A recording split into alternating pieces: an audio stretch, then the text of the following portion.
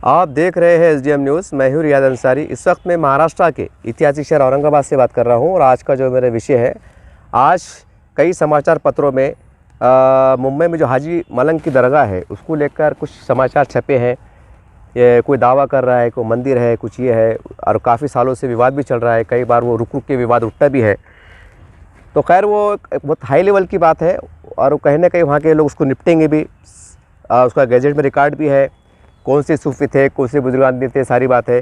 तो उसके लिए ये वीडियो मैं तमाम जो हिंदुस्तान भर के जितनी दरगाह शरीफ है, जो उसके मुतवल्ली है, जो खादिम है, जो मुजावर है, जो कमेटी के ज़िम्मेदार है, या सुन्नी जमात के जो बड़े जो ज़िम्मेदार है, जो सूफ़ी मशाइख है, मैं उनके नाम बना रहा हूँ कि देखिए अब हालात है ना तो अजीब गरीब होते जा रहे हैं। यानी कहीं ना कहीं हम कह सकते हैं कि कुछ लोग जो हिंदू मुस्लिम हमारी एकता है, जो हमारे देश के जो गंगा जमुना जो कल्चर है, तहजीब है, कहीं ना कहीं उसके ऊपर दरार डालने का काम कुछ इलेक्शन के बहाने से बोलो, कुछ और बहाने से बोलो, काम किया जा रहा है। खैर वो एक अलग विषय है। तो मैं तमाम हिंदुस्तान भर के दरगाह वालों के सामने, जो दरगाह के खादिमीन हैं, कमेटी के ज़िम्मेदार हैं, उनके सामने एक मशवरतन एक बात रखने जा रहा हूँ, जो मैं समझता हूँ कि आने वाले वक्तों में यानी 20 साल, 50 साल, 100 साल के अंदर वो चीज़ काम आएंगी। शायद हम खबरों में होंगे, लेकिन वो चीज़ आने वाले जो नई नस्ल है उनके लिए काम आएंगी। जैसा मैं एग्जाम्पल के मैं तौर पे कहूँगा कि खुलदाबाद शरीफ में 1400 पाल की यहाँ पर बुजुर्गान सूफी संत आए थे। ये बुजुर्गान औलिया यहाँ पर आए थे, ये हम किताबों में पढ़ते हैं। अब मसला क्या है कि कौन से बुजुर्गान कहाँ पर उनकी मज़ार शरीफ है, क्या है, चंद 10-12 लोगों को 10-12 या 15-20 उनके मज़ारात के बारे में, दरगाह शरीफ के बारे में काफ़ी लोग मालूमात है, या फिर जो अहले वल सुन्नत जमात से यानी कि जो बुजुर्गान से जो ज़्यादा आस्था रखते हैं, मोहब्बत रखते हैं, अक़ीदत रखते हैं, तो वो शायद वो लोग थोड़ा ज़्यादा डीप मालूमात रहती। तो उनको ये मालूमात रहती है कि हज़रत वहाँ के है, पीर साहब वहाँ के हैं, हज़रत वहाँ के है, ऐसा है वैसा है। ये हम एक कॉमन में बात सुनते हैं कि भाई बहुत पाए के है, बुजुर्गों के है, ये जो है तो मतलब जो है तो मतलब क़ादरिया है, चिश्तिया है, जो भी है, मतलब 4 सिलसिले आते हैं, ये ऐसा कहा जाता है। तो इसके बारे में ज़्यादा मुसलमानों को नॉलेज नहीं है, जो मतलब दरगाहों के से दूर रहते, या साल में एक आधी बार कोरस के बहाने चल जाते, या घूमने फिरने के बहाने से बोलो, या ज़ियारत के बहाने से बोलो। लेकिन मेरा मशवरा ये है, और ये बहुत काम का मशवरा, देखो कि जहाँ भी अब दरगाह शरीफ है तो वहाँ पर जो है तो एक हिंदी में, इंग्लिश में और मराठी में, उर्दू में ऐसा बड़े बड़े ऐसे बोर्ड लगाया जाए, और उसके बोर्ड लगाया जाए, उसके अंदर वो बुजुर्गान का पूरा मराठी में नाम, हिंदी में नाम, इंग्लिश में नाम, उर्दू में नाम, क्योंकि हर तरह समाज के लोग आते हैं, किसको उर्दू नहीं आती, मराठी पढ़ता, मराठी नहीं आती, इंग्लिश पढ़ता, ऐसा, और उनका पूरा शिजरा और कितने साल पुरानी दरगाह शरीफ है, क्या है क्या नहीं है, ये पूरा उसके अंदर दर्ज हो। और उसके साथ साथ एक 15 पेज या 10 पेज की किताब जो उर्दू में, हिंदी में, मराठी में और इंग्लिश में, 4 ज़बानों के अंदर 15-20 पेज की बोलो, 50 पेज की बोलो, वो बुजुर्गान की पूरी हिस्ट्री उसके अंदर है ना। कि जैसा भाई खुलदाबाद शरीफ है, ज़रज़री बख्शुल्लाह रहमतुल्लाह अलैह, ठीक है, ये कहाँ से थे, कहाँ से आए थे, क्या नाम था, यहाँ कब आए थे, यहाँ पर क्या काम करे, समाज सेवा करे, जो भी करे, जो भी उनके बारे में जो जानकारी मिलती है, जो इतिहास में दर्ज है, पुरावे के साथ, पूरा शिजरे के साथ, कि भाई ये इनके बच्चा, ये इनके बेटे, ये फिर पहली कमेटी कब बनी थी, फिर कब हुआ था, ये पूरा उसके अंदर मालूमात रहना। और उसके अंदर जैसा हम देखते हैं कि भाई जो लोग इस्लाम धर्म पे आवाज़ उठाते हैं, उसके ऊपर गलत फहमी का बाज़ार गर्म करते हैं कि भाई कुरान में ऐसा लिखा हुआ है, इस्लाम धर्म में ऐसा है, जिहाद है, ये है, तो वहाँ पर हम एक लाइब्रेरी भी कायम करें। जितनी दरगाह है वहाँ पर दरगाह ज़मीनात बहुत रहती, ज़मीनात बहुत रहती। हमारे पास क्या होता है, बस पूरा सारा, और बस बड़े बड़े मिले सजरे, और बेचारे डालने वाले दाल भी रहे, लेकिन आउटपुट कुछ मिल रहा नहीं। और सिर्फ देखने में क्या आता है, अगर डेवलपमेंट दिखा तो वो दरगाह को कलर मारा जाता, लाइटिंग लगाई जाती, थोड़ा साफ़ सफाई हो जाती, वो भी महानगर पालिका करती, ज़िला परिषद, नगर परिषद, जो भी जाके दरगाह रहती वो काम करते, और कुछ आने वाले अपनी तरफ से कर देते। ये भी कड़वा सच है। तो मतलब फिर आउटपुट क्या आ रहा, तो भाई वहाँ पर एक लाइब्रेरी कायम करो, वहाँ पर तमाम ज़बानों में, हिंदी, मराठी, इंग्लिश, गुजराती के अंदर जो है तो तमाम मतलब सूफ़ी संत की किताबें रखो, ताकि वहाँ पर लोग मुताला करें। बुजुर्गान की किताबें रखो, मराठी में मतलब कुरान शरीफ, इंग्लिश में वो रखो, और हर धर्म की पुस्तक भी रखो, कि हर धर्म शांति अमन का संदेश देता है। एक लाइब्रेरी रखो ताकि दूर से लोग आए वो लाइब्रेरी में बैठ के मुताला कर सके। मराठी में कुछ मतलब जो तो हिंदुज़म है, सिखिज़म है, ये है वो है, खड़े, ताकि धार्मिक जो हम जो बात करते हैं ना, धार्मिक एकता की बात करते वो संदेश चला जाता। और ख़ास बात ये है कि जो दरगाह शरीफ के बारे में जो किताबें रहती, तो किताबें जो तो हर जो ज़ायरीन आता, जो हमारे गैर मुस्लिम भाई आते या जो भी लीडर आते ये आते, उनको किताब दो, उनको किताब देने का भी काम करो। और ख़ास बात ये है, एक इतना बड़ा रजिस्टर हम देखते हैं कि जैसा ताजमहल है या कोई ऐतिहासिक धरोहर है या कोई ऐसा बहुत बड़ा रहता, तो वहाँ का रजिस्टर रहता, वहाँ का कोई राष्ट्रपति, कोई बाहर का राष्ट्रपति बोलो, प्रधानमंत्री बोलो या कोई बहुत बड़ा आदमी बोलो, जो आता तो आपने क्या करते, अपनी प्रतिक्रिया यानी अपने ख्यालात को दर्ज करता कि भाई मैंने ताजमहल को देखा, वाकई ये बहुत ऐतिहासिक चीज़ है, मैं इससे बहुत प्रभावित हुआ और मुझे मेरा मन कहता है कि मैं यहाँ पर बार बार आऊँ। वाकई ये बहुत ही सुंदर है, बहुत खूबसूरत है, बहुत आकर्षक है। जो भी इंग्लिश के अंदर उनके लैंग्वेज में लिखता, अपनी दस्तखत मारता, तारीख डालता, और उसका जो पद है वो राष्ट्रपति है। जैसा अपने पाकिस्तान के राष्ट्रपति जनरल परवेज़ मुशर्रफ साहब भी महाराष्ट्र अपने दिल्ली में आए थे, भारत में आए थे, तो लाल किला देखे थे, तो उन्होंने उसको कहीं ना कहीं उसको दर्ज किया था, वो रिकॉर्ड में रखते कि भाई एक प्रधानमंत्री, वहाँ के राष्ट्रपति आए थे, प्रधानमंत्री आए थे, इसको रिकॉर्ड में किया था। तो ऐसा हर दरगाह के अंदर जो है, तो जो भी हमारे जो हिंदू भाई आ रहे या कोई नेता आ रहे, तो वो रजिस्टर मेंटेन करो और उसके अंदर उनका नाम, उनका पद। अब तो नया ज़माना निकल गया, अब पहले ज़माना थोड़ी रहा कि वो पेन चल रहा नहीं, सही फैल जा रही, वो फैल जा रहा, कागज़ बराबर नहीं आ रहा। अब तो डिटेल ज़माना है, उसके अंदर उसका नाम, वो फ़र्ज़ करो कोई खासदार आ रहा, खुलदाबाद में आ रहा, कोई आंध्रा से आ रहा, कश्मीर से आ रहा, ये आ रहा, कोई आमदार आ रहा, कोई गवर्नर आ रहा, गवर्नर साहब आ रहे, ऐसा उनका भाई आपका क्या कहना है, दरगाह शरीफ आपको देख के कैसा लगा, कि कितनी दरगाह है, जो भी है, तो वो अपना लिखो, उनकी दस्तखत लो, उनका सर बना दो, आपने क्या देखा, आपने कैसा महसूस किया, वो लिखेंगे। धार्मिक एकता, सामाजिक एकता, सूफी संत की एकता, जो भी उनका मन में है वो लिखेंगे, उनका पद लिखेंगे, मोबाइल नंबर लिखेंगे, अगर हो सका तो, नहीं लिखे तो कम से कम उनका पद लिखेंगे कि भाई कहाँ के राज्यपाल है, ये है, प्रधानमंत्री है, मंत्री है, आमदार है, खासदार है, माजी आमदार है, माजी खासदार है। और उनके साथ जो है तो फ़ोटो सेशन, एक ऐसा साइड में ऐसा कोई ऐसा रखा जाए कि जो भी आ रहे तो फ़ोटो सेशन कर रहे और उनको रिकॉर्ड कर रहे। उसका फ़ायदा ये होगा कि कहीं ना कहीं ये पुराने जब रिकॉर्ड बनते जाएंगे, नहीं तो कल को क्या होगा, जैसा हाजी मलंग के दरगाह का आ गया, कोई और दरगाह के निकल जाएगा। अब पहले ज़माने में क्या था, पूरा सादगी का मामला था। अब है, आज देखो, एक मोटी मिसाल देता मैं आपको कि कई अगर पड़े गाँव में उसमें घर बन रहा, पाया का घर बन रहा, अरे हकीकत है, सच्चाई है, तो वो 5 फीट का गड्ढा रहता। अब लोग क्या बोलते हैं, अरे यार गड्ढा भरना पड़ेगा, भर्ती होना, तो किसको फ़ोन मारते हैं, अरे भैया तेरे पास भर्ती लिकड़ी क्या, तो वो टुकड़े ताकड़े ईंटों के उसके लाके अपना डाल देता, उसको फिर कोबा वोबा करते हो, घर बन जाता, मतलब वो नीचे हो जाता। तो पहले ज़माने में ऐसे होता था। अब कहीं अगर कोई मतलब कोई धार्मिक स्थल बन रहा, कोई किला बन रहा, कोई गड्ढा करने का, तो मट्टी वट्टी वहाँ के कुछ पत्थरे वतरे, अब उसके अंदर कोई धार्मिक चीज़ आ जाती है, वो भर दिए, बाद में माता चढ़ के वो निकल गया, कुछ भी अपना ये ऐसा शंका, तो उसमें क्या हो रहा है कि गलत फहमी फैल जा रही। अब जब आज के दौर में अपन गड्ढे गुड्ढे में कुछ भी डाल दे रहे, भर्ती में डाल दे रहे, उस ज़माने थोड़ी तक था। अब वो पत्थर की मतलब मिलता जुलता ऐसा दिख रहा है कि भाई ये कुछ चीज़ हो सकती, तो उसमें क्या हो रहा है, अफवाह फैल जाती। तो ये बहुत टेक्निकल बातें है, ये बहुत पेचीदा बातें है। तो मेरा कहने का मतलब ये है कि उसके अंदर उस किताब में ये भी लिखो कि जरजरी बख्श दुल्हे को कौन से बादशाह ने इनाम में कितनी ज़मीन दिया, बादशाह का नाम लिखो, उसकी हुकूमत कब से कब तक थी, वो बादशाह पर कितने बार आया, 100 एकड़ ज़मीन दिया कि 20 एकड़ दिया कि 30 एकड़ दिया, वो रिकॉर्ड में उसको उसके अंदर वो भी मालूमात रखो, ताकि आने वाले वक्तों में क्या होता, नाजायज़ कब्जे हो जाते, डिस्प्यूट मैटर हो जाता, तो वो रिकॉर्ड, वो तारीख़ है ना, सबूत रहता। अरे यार हमने 20 साल पहले दरगाह शरीफ में गए थे, उसकी किताब में तो लिखा हुआ था कि ये, एक मिसाल दे रहा मैं आपको कि भाई इसको 20 एकड़ है, 80 एकड़ है, 100 एकड़ ज़मीन है, फला गाँव में है, उसका गट नंबर ये है, उसका 7-12 नंबर ये है।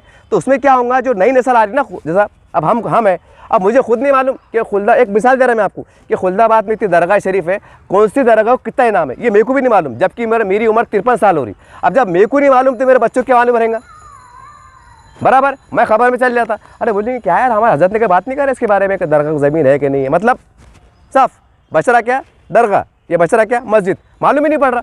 अरे फला ऐतिहासिक मस्जिद है भाई, इसको इनाम क्या है, तो मालूम पड़ना ना। अगर हमको मालूम रहे, हमको किताब मिली कि भाई ये फ़ला जामा मस्जिद है, इसका इनाम, एग्जाम्पल औरंगाबाद की जामा मस्जिद है, ये फ़ला कोई ऐतिहासिक मस्जिद है कि उसको कब्रस्तान ये है, उसका गट नंबर ये है, उसका 7-12 ये है, उसका गैजेट नंबर ये है। वो किताब के अंदर ये भी दर्ज रखो कि ये ऐतिहासिक दरगाह के साथ साथ इसकी ये प्रॉपर्टी है। अब उसमें क्या होता है, प्रॉपर्टी में होने में क्या होता है, एक रिकॉर्ड मेंशन हो जाता, और रिकॉर्ड मेंशन क्या होता है, हम है, हमको किताब हाथ में आ गई। अब कल को अगर खुदा ना खास्ता 10-20 साल के बाद कोई लफड़ा उड़ गया, तो मेरे जो बच्चे रहते पढ़े लिखे, उन्हें क्या बोलते, अरे यार हजरत ने एक बार खुलदाबाद तो गए थे, उन्होंने किताब लाए थे, उन्होंने इसमें लिखा होता फला दरगाह ज़मीन ये, उसका गट नंबर है, अब ये लफड़ा आ रहा है क्या, इस पर कब्जा कर रहे क्या, तो वो कोर्ट में जाके पेश कर सकते कि साहब ये देखो तो ये इसका गेज नंबर, ये तो 20 साल पुरानी किताब है। और वहाँ पर जो तो फला मंत्री, फला आमदार, फला खासदार, फला बाहर के देश के अमुक ढमुक छोटे मोटे मतलब सरपंच बोलो ये आके गए, जिसका फोटो सेक्शन है, अभी उनकी प्रतिक्रिया है कि ये दरगाह कितनी पुरानी है, कितने श्रद्धालु आते, कितना एकता का केंद्र है। तो इसमें क्या होगा कि जो आने वाले लफड़े हैं ना, जो दावा कर दे रहे यहाँ पर ये है, वहाँ पर वो है, हमारा ये था, हमारा वो था, जो एक साजिश रच रहे, जो हिंदू मुस्लिम एकता को तोड़ने का काम कर रहे या डिस्प्यूट बैठक कर दे रहे, तो कानूनी तौर से हम कोर्ट में, सुप्रीम कोर्ट में जाके लड़ सकते। ये बहुत ज़रूरी है। मेरे जैसे आदमी को औरंगाबाद में इतनी दरगाह है, कब्रस्तान मतलब इतनी है, मेरे खुद नहीं मालूम और मेरे ऐसे हज़ारों बच्चों को नहीं मालूम, तो कैसा वक्फ बोर्ड का दिफा होगा, कैसा वक्फ बोर्ड की ज़मीन बचेंगी? अरे मालूम ही नहीं ना। अब मेरे सामने अगर वक्फ बोर्ड की ज़मीन के ऊपर समझो कोई अतिक्रमण हो रहा, मुझे क्या मालूम? बाद में खल्लूस बोलता, अरे अंतर साहब तुमको मालूम क्या किसकी कौन सी ज़मीन है? नहीं यार, अरे वक्फी ज़मीन है बोले। मेरे साथ ऐसा कहीं हुआ, अरे अंतर साहब मालूम है कि ज़मीन किसकी? बोले मतलब क्यों? बोले वक्फ की ज़मीन है। बोले बड़े हिसाब से, बोले कानूनी फ्रेम में। बोले अरे बाप रे मौला, ये तो मालूम, मेरे को भी मालूम था। कहने का मतलब ये है कि ये भी तरीक़ा है वक्फ की जायदाद को बचाने का, ये भी तरीक़ा है। अभी जो हमारे बड़े बड़े हैं ना ज़िम्मेदारान, उनका भी काम है किताब छाप के, यूँ तो जन्मदिन के बोर्ड लगाते हैं अपन, बड़े बड़े कार्यक्रम में लाखों रुपये खर्चा करते, तो कोई दरगाह शरीफ के नाम से उसका शिजरा, उनको बोलो मुतवल्ली को, बोलना भाई आपके पास अगर पैसों की कमी है, कुछ तंगी है ना, हमको बोलो, हज़रत का बायजाता शिजरा लाओ। कहाँ के थे? अफ़गानिस्तान से आए थे, ईरान से आए थे, तुर्किस्तान से आए थे, रूस से आए थे, रशिया से आए थे, कहाँ से आए थे, उनका पूरा शिजरा, ये कुछ पुरानी फ़ोटो से फ़ोटो, वो 10-20 पेज पे 25 पेज की किताब, उसके अंदर उनकी इनामी जायदाद कितनी है, गट नंबर क्या है, क्या नहीं है, ये पूरी मालूमात हम छाप के देते, 1000 किताबें देते हमारी तरफ से। उसके अंदर लिखो फला वालिद साहब की तरफ से ये साले सवाब। जब मस्जिद देखते ना हम 30 पारे के पूछी रहती, और क्या लिखा हुआ था? मरहूम इब्राहिम साहब की तरफ से इस साले सवाब। एग्जाम्पल दे रहा मैं आपको, तो ऐसा उसके अंदर लिखो कि भाई मेरे वालिद के वालदा की तरफ से मैं इस साले सवाब। ये भी सवाब की बात है। बुजुर्गान दीन की जायदाद बच जाना, उसके ऊपर फलाई काम होना, इंसानियत का काम होना, गरीबों के काम आना, ये भी दुआ का काम है। खाली मस्जिद बना लेना दुआ, ये सवाब भी नहीं है। खाली मस्जिद में सवाब है, मदरसे में सवाब है और बाकी सवाब नहीं मिलता, ऐसी बात नहीं है। अरे इस्लाम धर्म में तो ये लिखा हुआ है कि तुम एक रास्ते का पत्थर हटाओ तो सवाब की बात है। अब सोचो जो बुजुर्गान दीन से निस्बत जो ज़मीन की जुड़ी हुई है, तुम उसके बचाने के लिए अपना योगदान दे रहे, अपनी खिदमत दे रहे, अपना पैसा लगा रहे, अपना वक्त लगा रहे, तो क्या दुआ का काम नहीं हो? वो ज़मीन पे आने वाले वक्त में कोई कॉलेज बनेगा, हॉस्पिटल बनेगा, कुछ गरीबों के काम होंगे, अरे उसका सवाब भी तुमको मिलेगा ना। मगर समझ का फिर हमारा दिमाग क्या बैठा है? नहीं, हाँ मस्जिद में गोली देंगे ज़िंदगी भर, ऊपर जो है तो जन्नत महल तैयार। कौन सी गारंटी बाबा, कौन सी गारंटी? अल्लाह ने पूछा कि भाई ये तुम्हारे आसपास में लोग भूखे प्यासे मर रहे थे, परेशान थे, तुमने उनकी मदद नहीं करे, तुमने ये काम करे, जाओ मैं तुम्हारे नेकी कबूल नहीं करता। तो क्या बोलेंगे अल्लाह को? यहाँ बोलेंगे हज़रत दीवाने हो क्या? और अल्लाह ने बोल दिया तो नहीं करता मैं। अल्लाह है फिर वो, अल्लाह किताबों में लिखा हुआ है। कई ऐसे आबिद जाहिद मिलेंगे जिनकी इबादत रद्द हो जाएंगी एक गलती के ऊपर से, और कई ऐसे लोग मिल जाएंगे जिसको ज़माना बदनाम ज़माना कहा जाता था, लेकिन वो जन्नत में जाएंगे। मालूम पड़ा कि भाई वो खामोशी में भूखों खाना खिलाता था, मालूम पड़ा कि खामोशी में जो नंगे थे उनको कपड़े पहनाता था, मालूम पड़ा कि बीमारी को इलाज करता था, मालूम पड़ा कि बच्चे को खाना खिलाता था। एक मिसाल बता रहा मैं, ये किताबों में दर्ज है ये। तो कहने का मतलब क्या है, ये पूरे हिंदुस्तान की जितनी औकाफ़ी ज़मीनात है इनाम की, जो दरगाह की है, मस्जिद की है, आशूर खानी की है, कब्रस्तान की है, ये मालूम कैसा पढ़ना नई नस्ल को, ये तरीक़ा है। खुलदाबाद का रोस आ गया जजर जुले का, तो वहाँ पर ऐसे गट्ठे पड़े हुए, और जो भी ज़ाहिरी नारा वो मोर्चा मारते, शिरनी देते, बोलना किताब, ये किताब, ये किताब। तो उसमें क्या होगा, नई नस्लों के अंदर वफ़ की ज़मीनात के बारे में नॉलेज आएगा कि मैं फ़ला दरगाह को गया था, उसकी ज़मीन ये है। पहली बात ये मालूम क्या रहेगा कि ये कौन है बुजुर्गान दीन, सिलसिला क्या है, चिश्तिया है, नक्शबंदिया है, खादरिया है, जो भी रहता ना, ये मालूमात में इजाफा होगा, उनकी खिदमत में इजाफा होगा, उन्होंने कितनी तकलीफ़ उठाया उसका इंदराज दर्ज करो, कैसे तकलीफ़ से गुजरे, फिर उनको कौन से बादशाह मानता था, कौन सा बादशाह उनके खदमे में आके मतलब अदब से बैठता था, फिर उन्होंने इनाम में ज़मीन दिया, कितनी दिया, 10 एकड़ दिया, 50 एकड़ दिया, उसका गैजेट नंबर क्या है, वर्क बोर्ड नंबर क्या है, फला गट नंबर क्या है, आज का 7 वाला नंबर क्या है। अरे जब ये मालूम रहेगा ना, तो वो नस्ल जब जवान होंगी ना, तो वो जवान नस्ल कुछ न कुछ बनेगा ना, कोई कार्यकर्ता बनेगा, कोई पत्रकार बनेगा, कोई नगर सेवक बनेगा, कोई सरपंच बनेगा। तो जब उसके पास पुरानी किताब रहेंगी कि यार ये मैं दरगाह में गया था, उसका इनाम तो ये, और साला यार वहाँ पर तो ये हो रहा, और हमको आज स्कूल को जगह नहीं है, अरे ऐसा कैसा जो तो गवर्नमेंट ने वो कर रही, तो हम केस लड़ सकते। तो मालूमात रहेंगे तो केस लड़ेंगे ना। भुट्टा मालूमात ही नहीं, क्या केस लड़ रहे? मेरे बाजू वक्त की ज़मीन पड़ी हुई है, फर्स्ट क्लास मामला चढ़ा, मुझे खुद नहीं मालूम, मतलब मेरे को भी नहीं मालूम, तो मेरे बच्चों को क्या मालूम रहेगा? तो ये बहुत ज़रूरी है। और ये मेरा काम नहीं था साहब, ये तो बड़ों का काम है, बड़ों काम है। अब सच्ची ईमानदारी से बोलो, अगर तुम्हारा जालना रोड पे किसका 100 बाय 100 का प्लाट पड़ा हुआ है, वो कितने का आज की पीरियड में, एग्जाम्पल 2 करोड़ का है, छोड़ देते ध्यान दो यार। किसने आगे बोला हजरत वहाँ पर एक खंबे गड़ रहे, तो तुम्हारी रात की नींद हराम हो जाती है, और बाप खंबे गड़ रहे, 2 करोड़ की ज़मीन देना, और ये वक्त की दिन पड़ी तो ये भी ज़मीन है ना, वैल्यूएशन उतनी है। मतलब लफड़ा क्या है, यतीम की है, गरीब की है, बेवा की है, मिस्किन की है, हाँ तो करके एहसास नहीं हो रहा, जान दो जा रहा जान दो। और खुद की रहे तो अरे बाप रे case, high court, supreme court, अरे ताकत रहे, अगर तुम पुर के बच सकते तो फिर क्या होता, वो रहता घाटी में और एक रहता हरसुल में। एक मिसाल ये भी केस देखने में आते हैं ऐसे, मतलब ऐसा जुनून रहता ना, तो भाई कहने का मतलब क्या है, ये गरीब को, यतीम को दुआ करो, आज कानून कायदे अपने साथ में है, आज पुलिस प्रशासन इंसाफ देने को बैठा हुआ है, और वो भी हम कायदे में रहकर उनके पास फरियाद करेंगे, वो भी इंसाफ करेंगे। कोर्ट में पूरे पक्के सबूत के साथ जाएंगे, कच्चे पक्के सबूत के साथ नहीं जाएंगे, तो वहाँ भी इंसाफ मिलेगा। कोर्ट हमको इंसाफ देने को बैठा हुआ है, सरकार भी हमारे साथ में है, मगर हमारी लापरवाही है। तो कहने का मतलब क्या है, ये एक बहुत अच्छा एक नज़रिया, एक ख्याल, एक तस्वुर ये दिमाग में आया है। पूरे हिंदुस्तान भर में वहाँ पर बोर्ड लगाओ, हिंदी में अलग, मराठी में अलग, उर्दू में अलग, ये अलग, क्षेत्रफल कितना है सब लिखो उसके अंदर। तो उसमें होगा क्या मालूम, क्या मालूम पड़ा कि कोई दरगाह जो तो 7 एकड़ फैली हुई, वो सिमरते सिमरते अभी एक बम्बई हाईवे पे देखो, काफ़ी पुरानी बात है, मैं एक बार गया था, मेरे ख्याल से कोई अंसारी, देखो अंसारी, ये अपना एस क्लब के पास से जाते हैं ना, वो दरगाह है, देखो कोई अंसारी है, उनका नाम जहन नहीं आ रहा, वो दरगाह सिमट के रह गई। मैं 10 साल पहले केस में गया था, एक ने बोला था यार अंसर साहब देखो, बोले 10 साल पहले होता था, 10 साल हो गए पुरानी बात को। वो दरगाह को 7-8 एकड़ ज़मीन है, एस क्लब के बाद अंसारी दरगाह है, देखो उसका उर्स भी होता साल को साल, वो सिमट के रह गई। वहाँ पर फर्स्ट क्लास खेती बाड़ी चल रही, और हाईवे पे ज़मीन है, हाईवे पे ज़मीन है। अरे वहाँ पर कुछ प्री प्लान काम होता, एक आधे पेट्रोल पंप डालते, पेट्रोल पंप के अंदर दरगाह को आमदनी होती, गरीब बच्चों को फ़ायदे होते, लेकिन नहीं वहाँ कोई स्कूल कॉलेज कायम होता फर्स्ट क्लास, लेकिन नहीं। मतलब वो एक अजीब सूरत हाल है। तो कहने का मतलब क्या है कि मैं आपको तमाम जो मुस्लिम नेता है, मुस्लिम तमाम पार्टी के, छोटे हो बड़े हो, और तमाम वक्फ जिम्मेदारान से ज़रा आप भी है ना, तो ज़रा इम्प्लीमेंट में लाइए, थोड़ा अपने अंदर बदलाव लाइए, और किताबें छापो, किताबें अपने जेब से छापो, ये भी कौम का काम हो जाएगा। किताबें छापने से अगर कोई ज़मीन आने वाले वक्त में जाने से बच जाएंगे ना, तो इसका सवाब भी तुमको रूह को मिलेगा। अगर हम दुनिया चले जाएंगे ना, सवाब मिलेगा। वो किताब की वजह से अगर कोई ज़मीन अगर बच जाती है, वहाँ के आने वाले वक्तों में 50 साल के कोई फला इदारे काम होते हैं ना, तो हमारी रूह को सुकून मिलेगा। अब आखिरत में हमको जन्नत मिल जाएंगी। जैसे बोलते हैं ना, मस्जिद बनाना तो घर बन जाता, तो ये भी घर बनेगा। अल्लाह बोलेंगे नहीं, ये बंदे ने जो है तो ये सोच के काम किया था कि समाज के जो दबे कुचले, बेबस, मसलूम, बेवा, तलाकशुदा, भिखारी, ये लोगों के लिए ये नीयत से काम करा था, और इसका फ़ायदा आने वाली नस्ल ने उठाई। अल्लाह देख रहा ना, अल्लाह तो बड़ा देखने वाला है, तो उसका फ़ायदा मिलेगा। ये ज़रा इसके ऊपर भी ज़रा खुल के, यानी नेकी का दायरा है ना, सुखड़ो मत, उसको ऐसा दायरा मत करो। मस्जिद, मदरसे, खबरस्तान, ये 4-5 चीज़ें भी नहीं। जैसा इस्लाम में लिखा हुआ है ना कि चलते चलते अगर तुमने पत्थर भी उठा दिए तो वो भी नेकी में आता, अल्लाह उस पर भी खुश होता। अल्लाह इस बात पे खादिर है कि पत्थर के हटाने पे तुमको जन्नत दे सकता, अल्लाह खादिर है। तो ज़रा ये तो बहुत बड़ा काम है। तो वक्फ जायदादों को बचाने का बड़ा अच्छा मौका ये, किताबें छापो और पूरा रिकॉर्ड मेंशन करो, ताकि नए नस्लों को मालूम पड़े।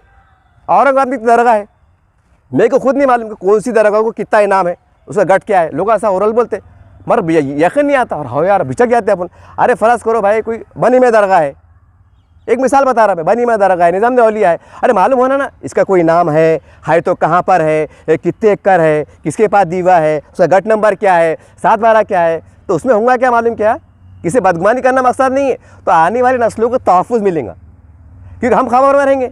अब जो पुराने चावल है वो चल लेंगे, हम भी पुराने चावल में आते हैं, हम भी चल लेंगे। अब हमारे नस्लों को मालूम पड़ना, सिरा मिलना ना। अब किसने उनके कान में आके बोला, अरे मियाँ तुम्हारी वक्फ की ज़मीन पड़ी हुई है, देख जाओ ना, तुम्हारा काम हो जाएगा ना, तुमको स्कूल, तुम्हारे समाज को ये नहीं है, वो नहीं है, शादी खाना नहीं है। अब मेरे बच्चों को पक्की रिपोर्ट नहीं मालूम, तो कच्चे पक्के कागज बन जाते। मतलब पेपर में आता ना नकली ये वो अमुक ढमुक, जैसा हम बचपन में सुनते थे कि वो जालना रोड के मामले ऐसे वाला बोलो गाजर के सिक्के, अब पता नहीं सही एक झूठे, ये सुना भाई मैंने। तो मतलब ऐसा तो उनको परावर है ना। और हो यार, ये हमारे एक बार हम उरस गए थे, हर दरगाह वाला जो है तो जो उरस वाले बेचारे किताबें देते, बुजुर्ग का नाम, शिजरा, गट नंबर, ज़मीन कितनी है, आशुर खाना कितना है, खबरस्तान किसको खाए तो कितने एकड़ का है, क्या है। जब रिकॉर्ड रहेंगे ना, तो आने वाले वक्तों में वो हवाले से नई नस्ल को मालूमात में इजाफा होगा। कि ये दरगाह का मामला क्या है। न तो क्या हो रहा है, दरगाह में जा रहे बेचारे, बस दुआ कर रहे निकल जा रहे। अब आपने इधर क्या चढ़ा मालूम चढ़ा। ये भी एक अच्छा तरीक़ा है, ये भी अच्छा तरीक़ा है, लेकिन हमको जागना पड़ेगा। अब इसके वास्ते कोई शिवसेना वाले, भाजपा वाले जो है ना अपने घर पे नहीं आएंगे। उठो भैया उठो, फारूक भाई, आजम भाई, फला भाई उठो, अरे काम पे लोगो, समझ रहे बात को। वो लोग भी हमको साथ देने को बैठे हुए, और हमारे से ज़्यादा वो एहतराम करते, दूर से यूँ करते। मैंने आपसे पहले बताया था आपको, वो भी साथ दे, वो बोलते नको देव धर्म की दे मेरे भाई, वो भी हमको साथ देने को बैठे हुए। लेकिन हम अगर खामोशी इख्तियार करेंगे तो तबाही बर्बादी होंगी। सवाल आखिरत में पूछेंगे, आज तो चल जाएंगी झकरी, अरे चंदे यार दीवाना है, पागल है, लेकिन आखिरत में पूछेंगे ना, आखिर पूछेंगे। अगर मैं कोई पद पे बैठा हुआ है, अगर मैं अपने कुर्सी से अगर नाइंसाफ़ी कर रहा, उसका हक अदा नहीं कर रहा, ठीक है, आज मेरा कोई बाल बाका नहीं करेगा, आज मेरे को बोल नहीं सकता, ये खौफ बोलो, डर बोलो, दहशत बोलो, कुछ भी बोलो, लेकिन आखिरत में मेरे को गरीबों ने गिरावट पकड़े, या अल्लाह या अल्लाह, ये वफ़ के ज़िम्मेदार थे, हम यतीम थे, हम यतीम रोड पे फिर रहे थे, छोटे छोटे बाल बच्चे लेके फिर रहे थे, या अल्लाह हमारे बहुत बुरा हाल हुआ, भूखे मर रहे थे, प्यासे मर रहे थे, हमने, हमारे बच्चों ने पढ़ा नहीं लिखा नहीं, हमारे बेटियों के साथ कैसे कैसे वाक़यात घटे। अल्लाह ताला अगर हम सही रहते थे, भाई घटनाएं क्यों घटती थी, वो खुल के फरियाद करेंगे। जब खुल के फरियाद करेंगे तो फिर अल्लाह ही फिर वो, वहाँ थोड़ी ऐसा है कि प्रधानमंत्री फ़ोन जा रहा, लगा जा रहा, हलो हलो ज़रा बचा लो, वहाँ ऐसा है क्या? नहीं, नौज़बिल्ला माज़अल्लाह, वहाँ तो दे तीसरे हुक्म तक, फिर मैं रहो कि मेरा बाप रहो। तो कहने का मतलब क्या है, ये बहुत बड़ा दर्द छुपा हुआ है, इसके ऊपर आपको काम करना पड़ेगा। मैंने अपना बोल के एक मिल्लत का बेटा होने की हैसियत से, एक कौम का फ़ख्र होने से अपना हक़ अदा कर दिया। अब जो सुन रहे हैं उनका काम है, अगर आप नहीं सुनेंगे तो आखिरत में है फिर इंशाअल्लाह। देखते रहिए आप एसडीएम न्यूज़ चैनल।